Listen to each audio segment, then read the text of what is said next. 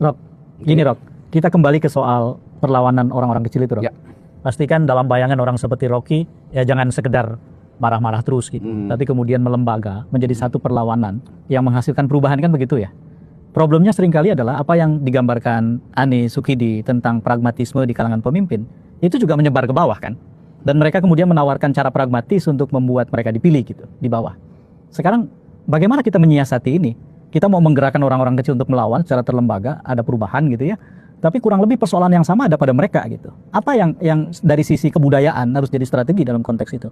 Oke, kita lihat kenapa orang menerima tadi. Ya karena siapa yang bikin teori culture of poverty itu, apa namanya?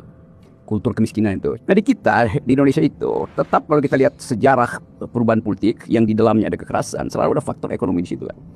Dan saya kira itu semacam kepastian sosiologis bahwa ketika tabungan habis, maka kecemasan masa depan itu menjadi kan itu dasarnya. Nah, kita mulai lihat sekarang bahwa ya statistik udah kita baca tuh kelas menengah turun, sementara yang berupaya menjadi kelas menengah tertahan justru oleh kebijakan-kebijakannya memberatkan pajak, harga, energi segala macam itu.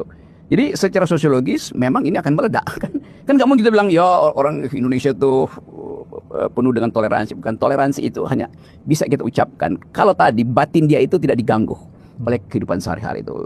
Ya ada politics of hope, ekonomi akan bertumbuh 8% kata Pak Prabowo. Iya, tapi menyebutkan tadi itu nggak bisa diputuskan di Davos kan. Bahwa ekonomi akan tumbuh 8% tuh. Kita mesti lihat tuh apa yang bisa bikin rakyat percaya 8% akan tumbuh kan. Itu lain lagi yang diputuskan di Davos itu beda dengan apa yang ada di tempat-tempat jajan mak-mak yang lagi nunggu anaknya di TK itu. Dan akhirnya lihatnya tinggal 20.000 pergi ke ATM nggak ada yang masuk kan. Jadi kelihatannya kondisional ini, syarat-syarat ini mulai terpenuhi. Nah, sebaiknya kita berpikir buruk aja bahwa satu waktu ini akan meledak tuh. Kan dari awal kita tahu bahwa nggak mungkin semacam kegembiraan palsu ada presiden baru, tiba-tiba orang percaya pada harapan. Iya, kalau harapan itu tidak dicicil dalam bukti, orang akan anggap diam-diam dia akan bilang ya bohong sih, tetapi ya udah kita tunggu sedikit lagi deh. Nah, sampai sekarang orang tunggu dua hal, kepastian Prabowo untuk mengubah kabinet itu kan, yang secara retorik disebut pro rakyat. Ya pro rakyat adalah tuntut yang Anda punya sekarang itu pro rakyat apa enggak tuh?